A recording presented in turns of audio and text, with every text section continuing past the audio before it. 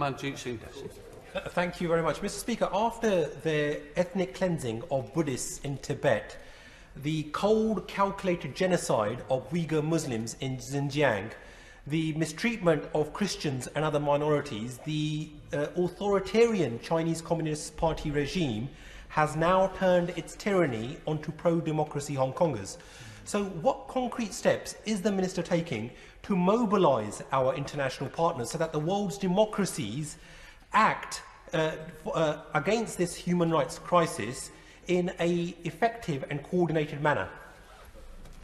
The honourable gentleman is right to raise this, and I know he has a deep interest in the issue around freedom of religion and belief. We're very concerned about the reports coming out of Tibet. We have had a debate in Westminster Hall on this very issue. Our growing caucus at the UN, I believe, is bearing fruit. The 39 countries is no small achievement. The Foreign Secretary should be congratulated for his work in this regard, and my